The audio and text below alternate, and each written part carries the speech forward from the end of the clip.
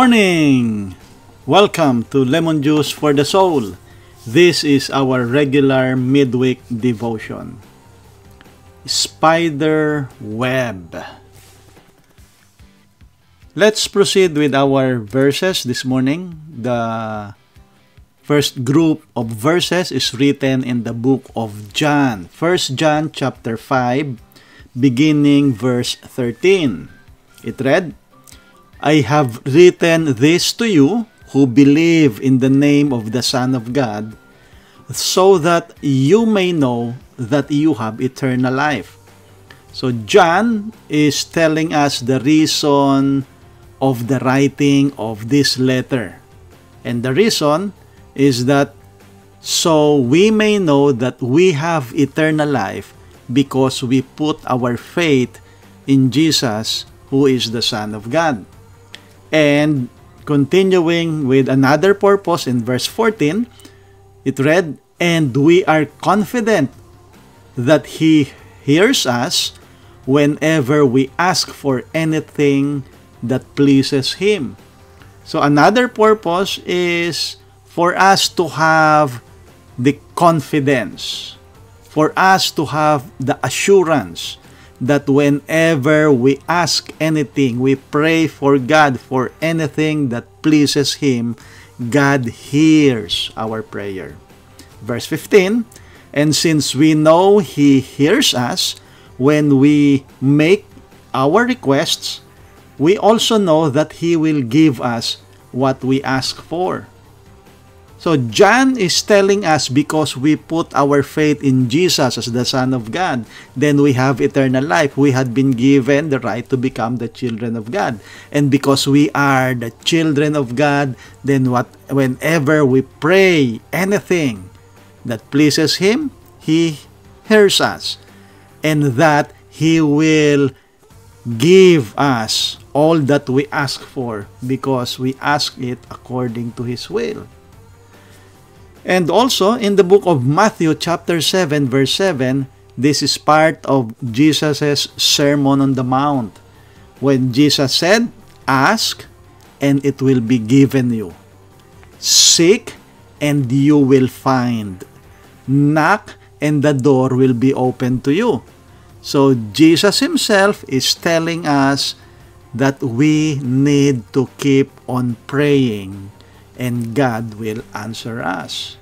And in the book of Hebrew, even Paul says in chapter 11, verse 6, and without faith, it is impossible to please God, because anyone who comes to Him must believe that He exists and that He rewards those who earnestly seek Him.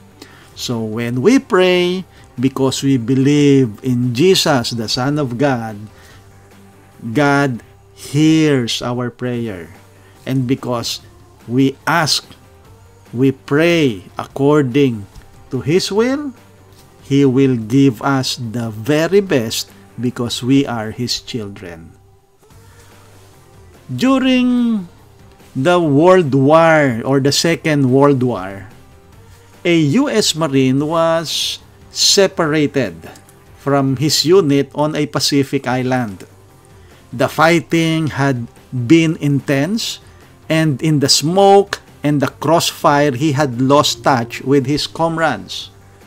Alone in the jungle, he could hear enemies or the enemy soldiers coming in his direction. Scrambling for cover, he found his way up a high ridge to several small caves in the rock. Quickly, he crawled inside one of the caves. Although safe for the moment, he realized that once the enemy soldiers looking for him swept up the ridge, they would quickly search all the caves and he would be killed. So, he waited, and as he waited, he prayed, and this is his prayer. Lord, if it be your will, please protect me. Whatever your will do, I love you and trust you. Amen. After praying, he lay quietly, listening to the enemy beginning to draw close. He thought for a moment, well, I guess the Lord isn't going to help me out this one. Then, he saw a spider begin to build a web over the front of his cave.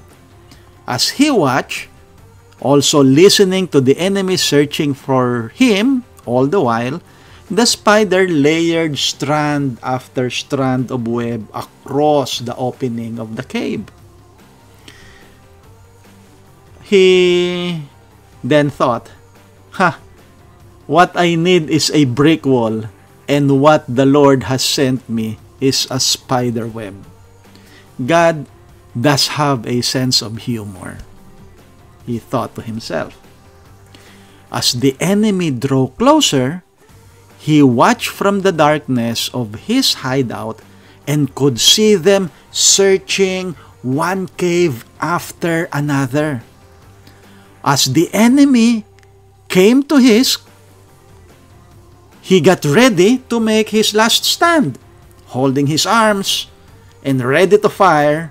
But to his amazement, however, after glancing in the direction of his cave, the enemies moved on. Suddenly, he realized that with the spider web over the entrance of his cave looked as if no one had entered in it for quite a while. And then he prayed, Lord, forgive me. I had forgotten that in you a spider's web is stronger than a brick wall. End of the story. Like that soldier, most of the time, God's answer to our prayers are different than what we want or different than what we expected. The reason is that God knew what is best, and that is what God always gives us, the very best for His children. Where are you right now? Or what situation are you in right now? Have you come to the Lord? Have you prayed? Let us go back again to our verses. Let us read it again.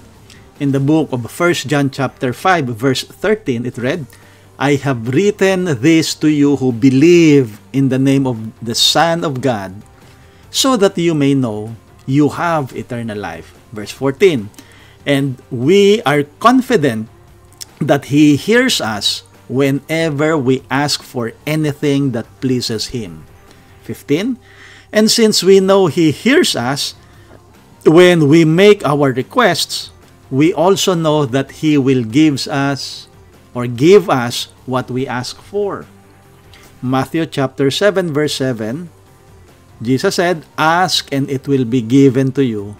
Seek and you will find. Knock and the door will be opened to you. And in Hebrews chapter 11 verse 6, it read, and without faith, it is impossible to please God, because anyone who comes to Him must believe that He exists and that He rewards those who earnestly seek Him. Let us pray. Dear Heavenly Father, we thank you so much. Thank you, Heavenly Father, for once again, we have a brief moment to stop, to pause for a while, and come to you. Come to you in prayer. Give you thanks for the first half of the week, and come to you and pray for your blessing for the next half of this week. Heavenly Father, we come before you in whatever situation we are in. We are lifting this before you. We believe that you are the same God yesterday, today, and forever. You are the God who answers our prayer. You are the God who hears our request. That's why we come before you in faith and we pray, may your will be done. Heavenly Father, once again, we thank you and give you back all the honor and all the glory. In the mighty name of your Son, Jesus Christ. Amen and amen. Good morning!